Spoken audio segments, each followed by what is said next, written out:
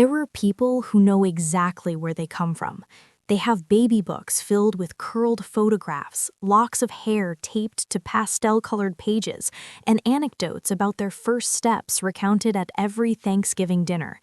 They have a solid foundation of belonging that they stand upon, invisible but unshakable. I am not one of those people. My life is neatly divided into two distinct eras, the before and the after. The before is hazy, like watching a movie through grease-smeared glass. It smells of stale cigarette smoke, cheap beer, and an underlying metallic scent of fear, my own. I don't remember faces from the before. I remember sensations. A rough hand yanking my arm too hard, loud sudden voices that made the thin walls of a trailer shake, being hungry. Not just the I missed lunch kind of hungry, but a deep gnawing ache in the pit of my stomach that felt like a permanent condition. And then the dividing line, the memory that isn't really a memory but a scar etched into my hippocampus. I was 4 years old.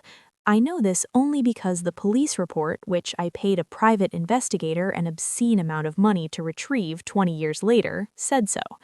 Subject: Jane Doe, approx age 4, found abandoned at the Greyhound Station, Terminal B, 11:42 p.m., wearing an oversized pink t-shirt and soiled jeans. No identification, no guardian located on premises. I remember the bus station lights. They were fluorescent and buzzing, making everything look sickly green.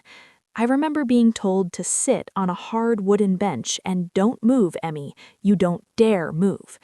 I remember clutching a plastic bag that contained a single headless Barbie doll and half a sleeve of stale crackers. I sat. I waited. The buzzing lights gave me a headache. People rushed past with suitcases, lives unfolding around me in a blur of motion, but I was a statue. I was a good girl. I didn't move. Hours later, a security guard with a kind face and a heavy flashlight squatted down in front of me. "Hey there, sweet pea. You waiting for someone?" I nodded mutely. "Who were you waiting for?" "Mama," I whispered. The word felt foreign in my mouth even then. "Where did she go?" I pointed vaguely toward the bathroom or maybe the ticket counter. "She said she'd be right back. She said to wait." She never came back. That bench was the precise moment the universe taught me its most valuable lesson. You are disposable. People will leave you. If you want to survive, you must never, ever rely on anyone but yourself.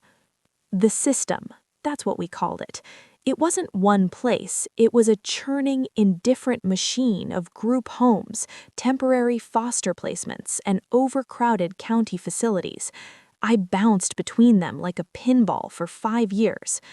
My first long-term stop was St. Jude's Home for Children. It sounded benevolent. It was a warehouse. It smelled perpetually of industrial-strength bleach trying to mask the scent of 50 unwashed children, mildew, and boiled cabbage. We slept in a dormitory with 20 beds arranged in tight rows. There was no privacy. There was only survival of the fittest. I was small for my age, quiet, and terrified. This made me a target. "Hey, Orphan Annie," a girl named Brenda would sneer. She was 12, 3 years older than me, and already possessed a deadness in her eyes that terrified me. "Where's your mommy? Did she throw you out with the trash?" I learned quickly not to cry. Crying drew attention to the overworked, underpaid staff, which only made the bullying worse later in the bathroom when the lights were out. Once, when I was 6, I found a picture book about a mother bear and her cub in the communal playroom. It had both covers intact, a rarity. I hid it under my mattress. For 3 nights, I fell asleep stroking the glossy cardboard cover, imagining what it felt like to be that cub, surrounded by thick, warm fur, protected. On the 4th day, I came back from school to find my bed overturned. The book was gone. I found it later in the bathroom trash, torn into shreds, covered in toothpaste. Brenda was leaning against a sink, smirking. Nothing belongs to you here, Emily. You don't even belong to yourself." She was right. I was state property, case number 482B. I stopped hiding things. I stopped wanting things. I learned to make myself small, to blend into the peeling beige paint walls. I became an observer. I watched how the counselors interacted, how the other kids formed alliances. I realized that the loud ones got punished, but the smart ones got ignored. Being ignored was safety, so I buried my emotions deep inside a steel box in my chest, locked it tight, and threw away the key. I focused on the only thing I could control, my mind. I devoured the tattered textbooks in the makeshift schoolroom. I learned that numbers didn't lie, and history didn't change. They were safe. By the time I was 9, I had the highest test scores in the county system. Not that anyone really cared, but it was a shield. It was proof that I was something other than just abandoned trash. But every night, lying on a lumpy mattress, listening to the sounds of other children crying in their sleep, the void would open up inside me. It was a black hole in the center of my chest, a question with no answer. Why wasn't I enough to keep? The day the Carters came, I was sitting in the administrative office of the county shelter, nursing a split lip. A new foster kid, a hulking teenage boy angry at the world, had shoved me into a door frame because I was walking too slow. The social worker, Mrs. Gable, was sighing as she dabbed at my lip with an antiseptic wipe. "Emily, Emily, you have to stay out of trouble." "I didn't do anything," I said flatly. "I know, but you're here, aren't you?" The door opened, and they walked in. Sarah and David Carter looked like they had stepped out of a television commercial for vitamins or life insurance. They were clean. Not just showered, but deeply, fundamentally clean. Sarah wore a soft blue sweater that looked like it cost more than the entire shelter's food budget for a month. David had kind crinkles around his eyes and held his wife's hand gently. They didn't look at me with the usual expressions I saw on prospective foster parents: pity, hesitation, or a calculative assessment of how much trouble I would be. They looked at me with recognition. "Is this Emily?" asked Sarah, her voice shaking slightly. "Yes, this is Emily Carter," said Mrs. Gable, using the surname the state had assigned me because my birth certificate was a blank void. "Emily, say hello." I looked at them. I didn't smile. I didn't try to be charming. I was 9 years old, wearing second-hand jeans 3 inches too short and a stained sweatshirt, with a bloody lip. I was done performing for people who would just send me back in a month when I didn't fit their fantasy. "Hello," I said, my voice devoid of inflection. Sarah stepped forward, disregarding Mrs. Gable's subtle hand gesture to keep her distance. She knelt down so she was eye level with me. She smelled of vanilla and expensive soap. "Hi, Emily," said Sarah softly. She didn't try to touch me. "My name is Sarah, and this is David. We've read a lot about you. We know you're incredibly smart, and we know you've had a very hard time." I stared at her. What's the catch? David said gently, stepping up beside his wife, "We can't have children of our own. We've been looking for a daughter for a long time. Not just any daughter. We were looking for you." It was a line. It had to be a line. But 3 weeks later, I wasn't back in the group home. I was sitting in the back seat of a sterile, leather-upholstered Volvo, watching the gray walls of the county shelter fade in the rearview mirror.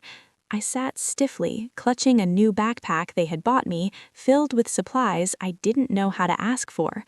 "We're going home, Emily," David said, looking at me in the rearview mirror with a terrifying amount of hope in his eyes. Home. I didn't believe in that word. I believed in temporary housing. I believed in waiting for the other shoe to drop. I believed that eventually they would see the broken thing inside me, the thing that made my real parents leave me on a bench, and they would take me back. I didn't know then that the hardest part wasn't the abuse or the neglect. The hardest part was about to begin, learning how to live when you aren't constantly fighting for survival. The Carter house was not a house. It was a fortress of comfort. It sat on a cul-de-sac in a neighborhood where the lawns were manicured with nail scissors and the silence was heavy with expectation. My room, a concept I struggled to grasp, was painted a soft lavender. It had a window seat overlooking a garden filled with hydrangeas. There was a canopy bed with sheets so white I was afraid to touch them. On that first night, Sarah came in to tuck me in. She stood by the door, hesitation warring with affection in her posture. "Is everything okay, Emily? Do you need a nightlight?" I sat in the middle of the giant bed, hugging my knees. "No, thank you." "Okay, well, we're right down the hall, just right there, if you need anything." "Okay." She lingered. She wanted to hug me. I could see her arms twitching slightly at her sides. But I didn't move. I didn't offer an opening. I knew that if I let her hug me, I might shatter, or worse, I might start to like it, and then when she eventually sent me back, the loss would kill me. "Good night, sweetie," she whispered. When the door clicked shut, I didn't sleep. I got out of bed and curled up on the rug in the corner of the room, behind a heavy armchair. The bed was too soft. It felt like a trap. The floor was hard. The floor was honest. I slept there every night for the first 3 months. Living with the Carters was like learning to breathe underwater. Everything was different. The food was fresh, salads with arugula, roasted chicken that wasn't dry, fruit that didn't come from a can. The water pressure in the shower was strong. The clothes they bought me had tags that scratched my neck because they were brand new, not worn smooth by 5 other kids. But the most terrifying thing was their patience. I tested them. Oh God, how I tested them. It wasn't conscious rebellion. It was a desperate, subconscious need to find the breaking point. I needed to know where the line was so I could prepare for the rejection. I broke a vase in the hallway, an expensive, hand-blown glass thing. I just knocked it over. David didn't yell. He swept it up. "Accidents happen, Em. Don't worry about it." I hoarded food. Sarah found a stash of granola bars and apples rotting under my bed. She didn't punish me. She bought me a special plastic bin with a lid. "Here," she said, her eyes wet. "You can keep this under your bed. I'll keep it stocked. You don't have to hide it, but if having it there makes you feel safe, it's yours." That broke me a little. It was the first crack in the armor. I started school in their district. It was a private academy where the kids wore uniforms that cost more than my annual allowance at the group home. I was the anomaly, the charity case. The whispers followed me down the hallways. "That's the girl the Carters adopted. I heard she came from a really bad place. My mom says she's damaged goods." I didn't fight them. I didn't engage. I channeled everything into the one thing I knew I could control: achievement.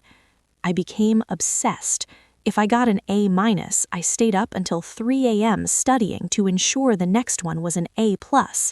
I joined the debate team, not because I liked talking, but because I liked winning. I learned to play the cello, practicing until my fingers bled, because the cello was serious, difficult, and impressive. I wasn't trying to make friends. I was trying to build a resume so unimpeachable that no one could ever throw me away again. By the time I was 16, I had effectively terraformed myself. The scared, dirty girl from the bus station was gone, buried under layers of accolades, expensive skincare, and impeccable manners. I was Emily Carter, honor roll student, cello first chair, national merit scholar. But inside, the void was still there. It had just changed shape. It was no longer a fear of starvation, it was a fear of exposure. I felt like a spy in enemy territory. Every time David bragged about me to his golf buddies, "My Emily, she's a genius, truly," I felt a spike of panic. If they knew who I really was, if they saw the rot inside, they wouldn't look at me like that. The anger started then. A cold, hard anger directed at the 2 people I couldn't remember, my biological parents. Why did they get to leave? Why did they get to dump me like refuse and go on with their lives while I had to spend every waking second proving I was worthy of occupying space on this earth? I remember my 16th birthday party. The Carters threw a lavish affair in the backyard.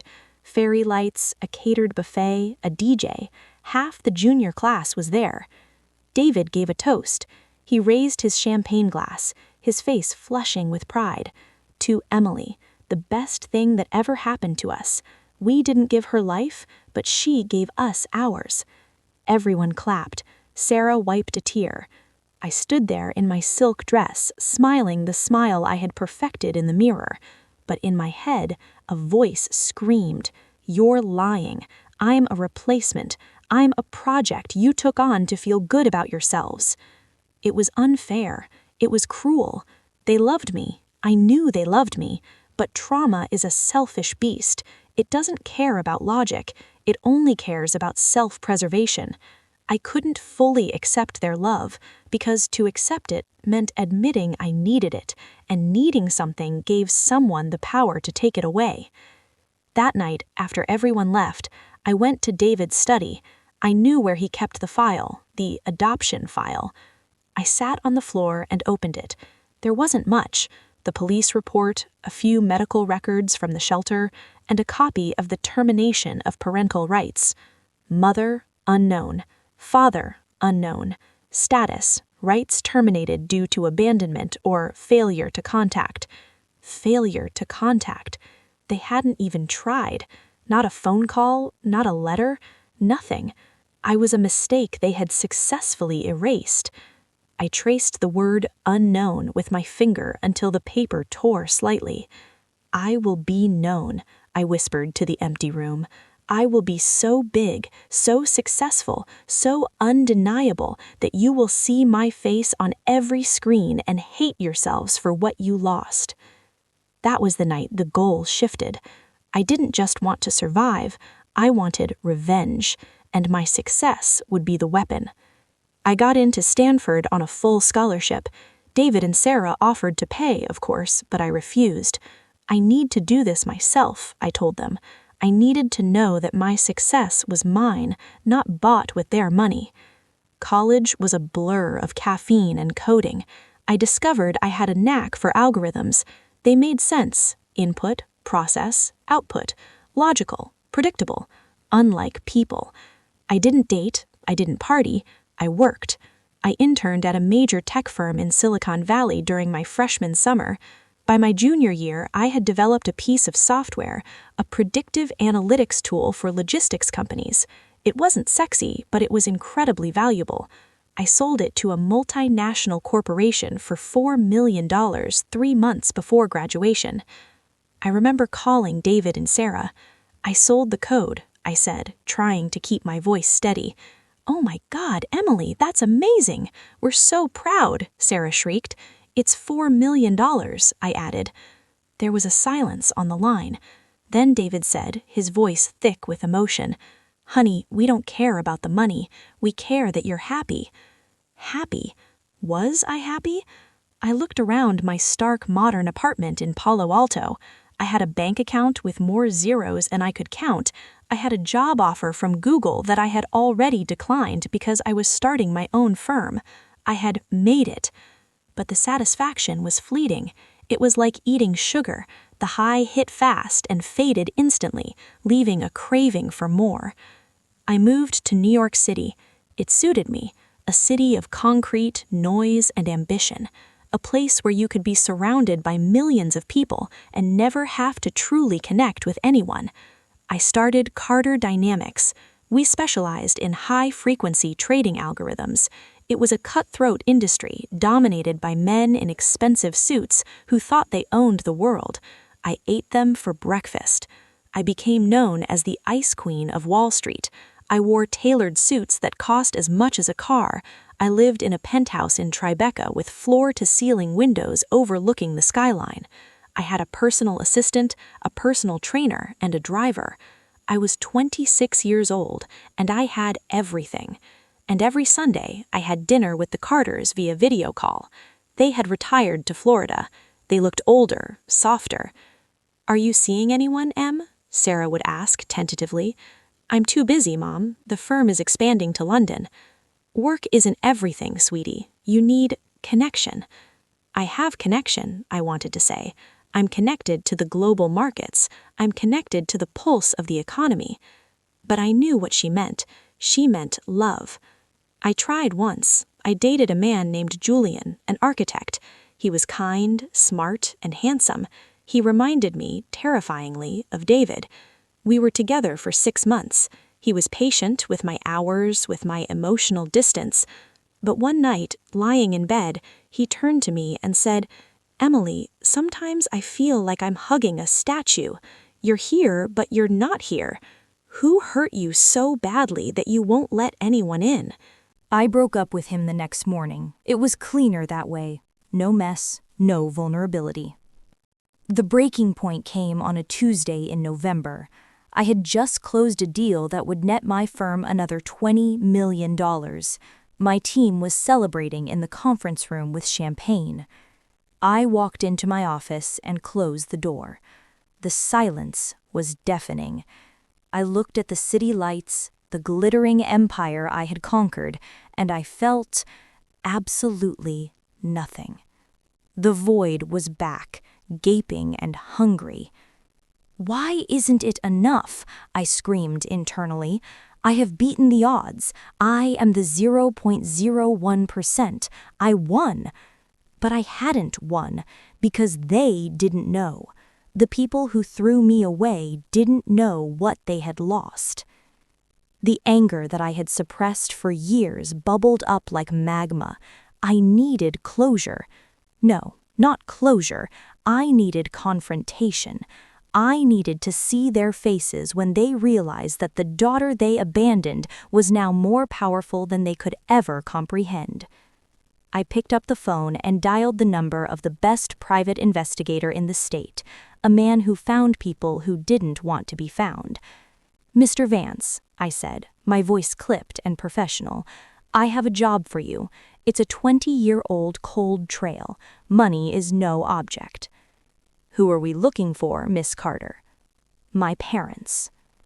It took him 3 weeks. 3 weeks of me pacing in my penthouse, unable to focus on work.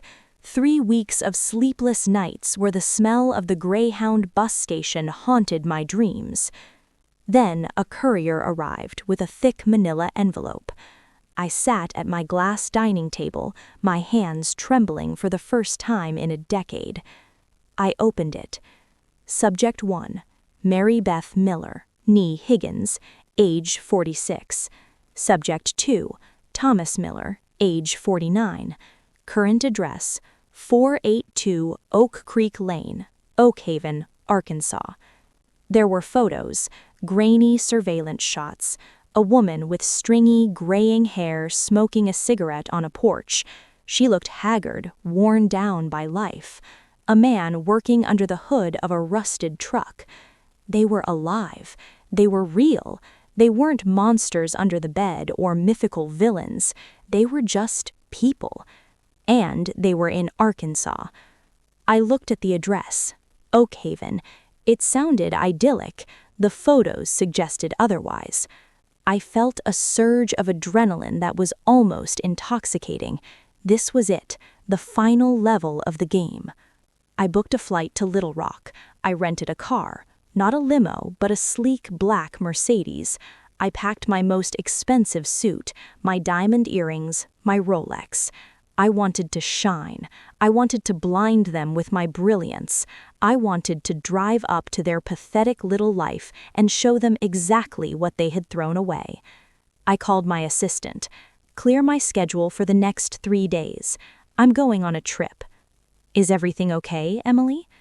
"Everything is perfect," I said, and for the first time in years I felt a grim, dark sense of purpose. I'm just going to settle an old debt. The flight to Little Rock was uneventful, which irritated me. I wanted turbulence. I wanted the sky to reflect the storm brewing inside my gut. But the air was smooth, the service in first class was impeccable, and the champagne was perfectly chilled.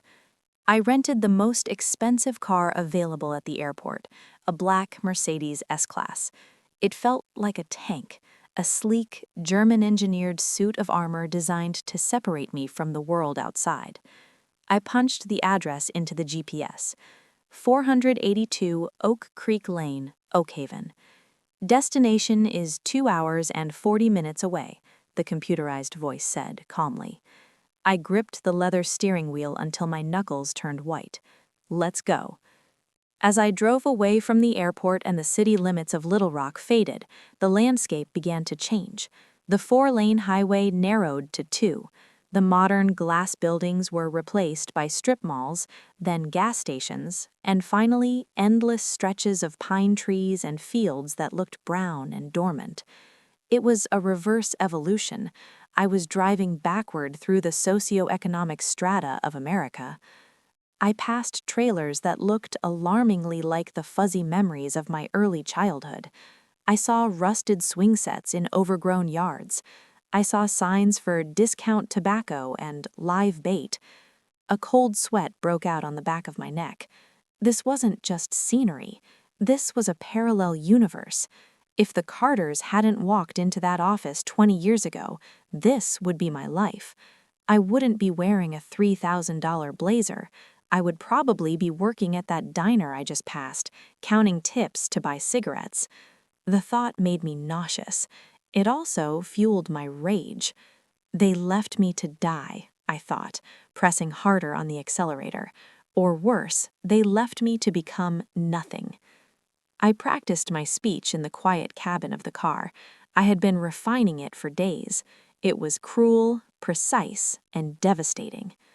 Hello, you probably don't remember me, but I'm the trash you left at the bus station. I just wanted to stop by and let you know that I'm worth $50 million now. I wanted you to see the suit I'm wearing. It costs more than your car. I wanted you to know that I won. It was petty. God, it was so petty. But the little girl inside me, the one who had waited on that bench for hours, didn't want to be the bigger person. She wanted blood. Chapter 9. Oakhaven.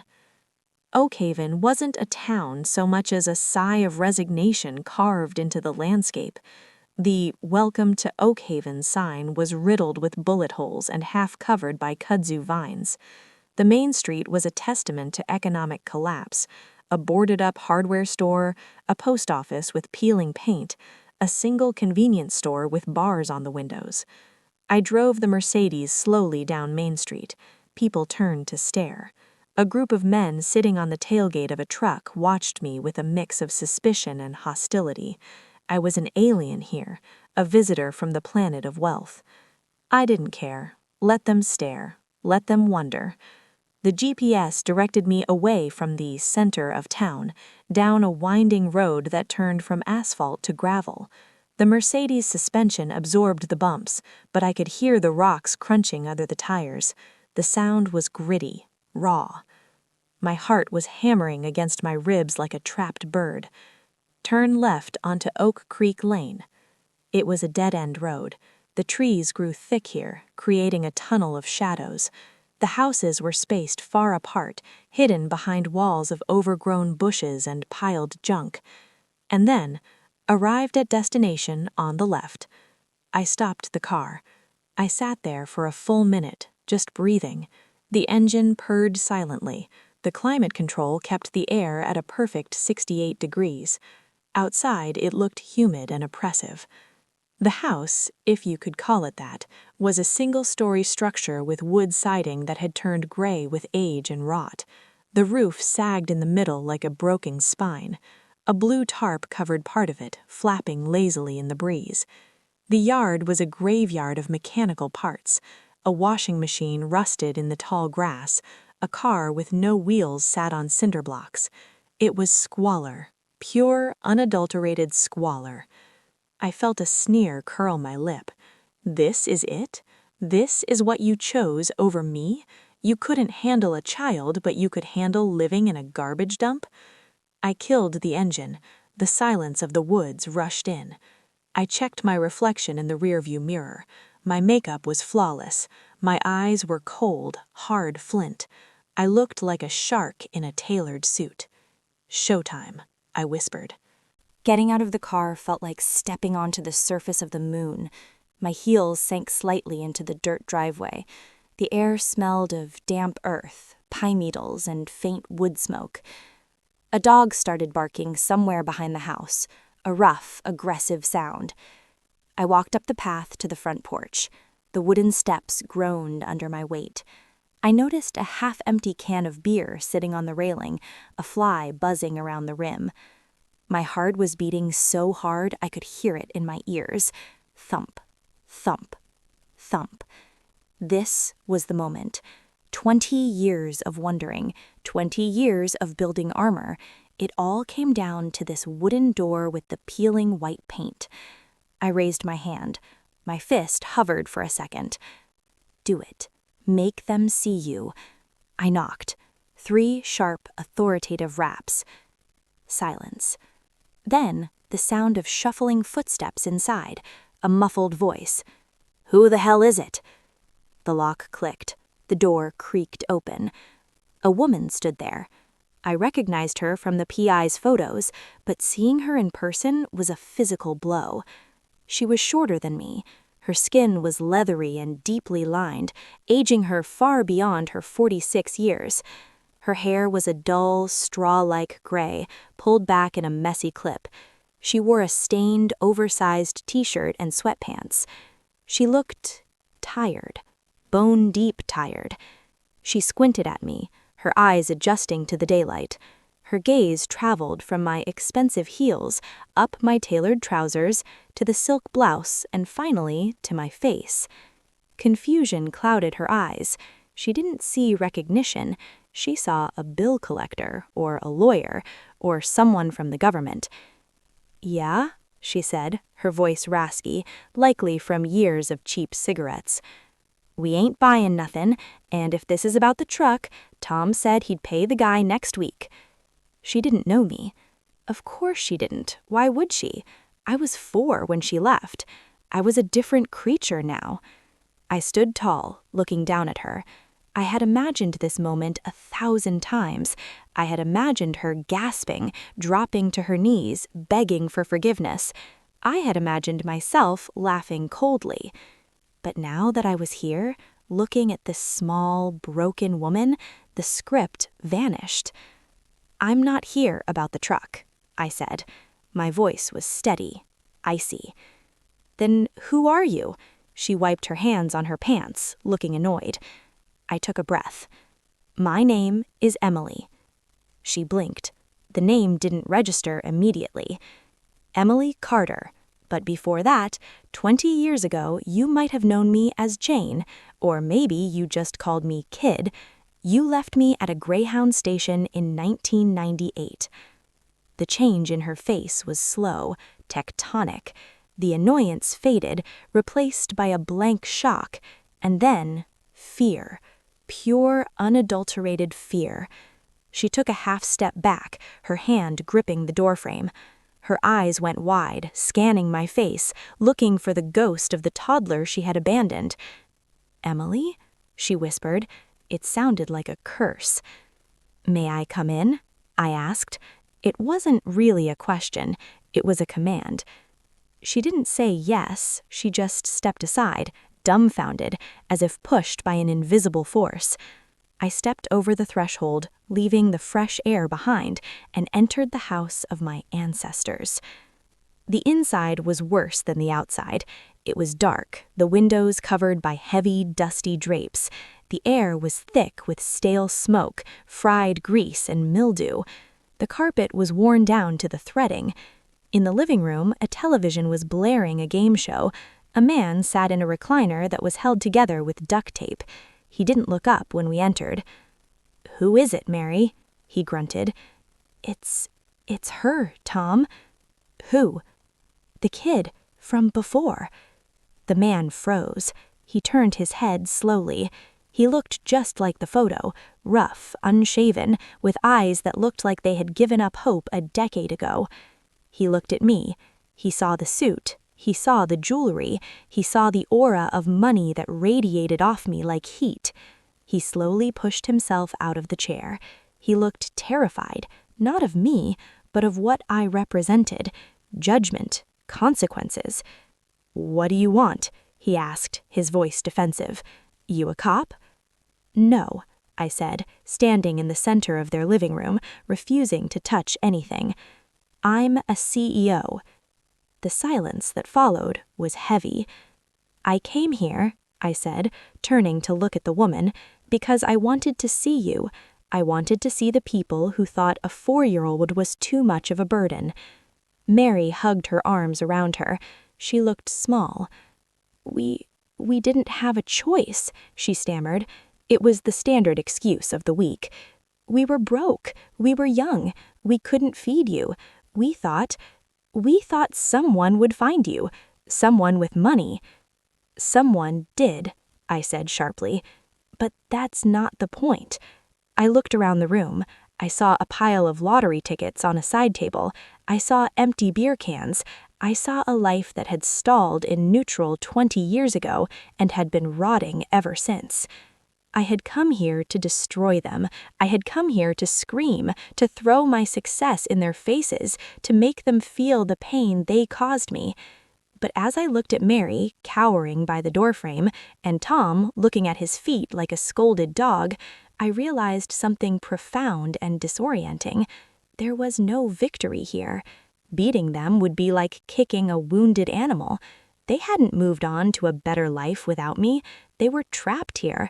They were prisoners of their own incompetence, their own bad choices, their own poverty. My anger, which had been a raging fire for 2 decades, suddenly felt useless. It had nowhere to go. There was no mighty enemy to defeat.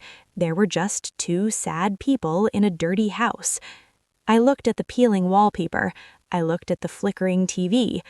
This, I realized, this is what they saved me from. If they had kept me, if they had been good parents and kept me, I would be sitting on that couch right now. I would be wearing those stained sweatpants. I would be worried about the truck payment.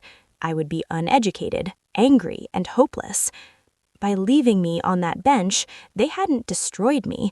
They had inadvertently launched me. The realization hit me like a physical wave. The tightness in my chest, the knot I had carried since I was 4 years old, began to loosen. Not because I forgave them, I would never forgive them, but because I realized they didn't matter. They weren't the architects of my pain anymore. They were just the biological vesicle that had delivered me to my real life. I looked at Mary. She was crying now, silent, ugly tears. "We're sorry. We ain't got nothin' to give you. If you want money—" I laughed. It was a short, dry sound. "Money? I have more money in my purse than this house is worth." They flinched. I walked over to the mantel. There were no photos of children, just dust. I turned back to them. The speech I had prepared died in my throat. It felt too big for this small room. "I thought I came here to show you what you lost. I thought I wanted to hurt you." I looked Tom in the eye. He looked away. "But I see now that life has already done that for me." I adjusted my blazer. I checked my watch. "I don't hate you," I said, and I was surprised to find it was true. "I pity you." I walked toward the door. Mary reached out a hand, as if to touch me, maybe to bridge the gap of 20 years. "Don't," I said. My voice was a razor wire. She pulled her hand back as if burned. I opened the door. The fresh air outside was blinding compared to the gloom of the house. The fresh air rushed in. I turned back one last time. "You did one thing right. You let me go." I didn't wait for a response. I walked out. I walked back to the Mercedes. My legs felt shaky, but my head was clearer than it had ever been. I got into the car. I didn't look back at the house. I didn't need to. I knew they were watching from behind the dirty drapes, watching the alien spaceship of my success prepared to leave their atmosphere forever. I started the engine. I sat there for a moment, waiting for the tears. I expected to cry. I expected to scream. But there was only silence. The void, that gaping hole in my chest, it wasn't filled. You can't fill a hole like that. But it was no longer bleeding. It was a scar now, closed, finished. I realized that I didn't need to prove anything to them. They were incapable of understanding the language of my world, and I didn't need to prove anything to myself anymore. I had survived. I had surpassed. I shifted the car into drive. "Thank you," I whispered to the empty air. Not a thank you of gratitude, but a thank you of dismissal. Thank you for the lesson. Now get out of my way. I drove down the gravel road, kicking up dust that settled on the kudzu vines. I drove back through the dying town of Oakhaven. I drove back to the highway. As I merged onto the interstate, picking up speed, heading back toward the airport, toward New York, toward my empire, I reached into my bag. I pulled out the file, the PI report, the photos, the address. I rolled down the window. The wind roared into the cabin, messing up my perfect hair. I didn't care. I held the papers out the window and let go. They scattered in the wind behind me, white confetti disappearing into the rearview mirror, gone in an instant. I rolled the window up. I turned on the radio. Classical music filled the car. I was Emily Carter. I was alone. And for the first time in my life, that was exactly enough. Thanks for watching to the end. I'm sure you enjoyed it. Like and subscribe to the channel. Click on the next video mine on your screen. You'll definitely like it. Bye-bye.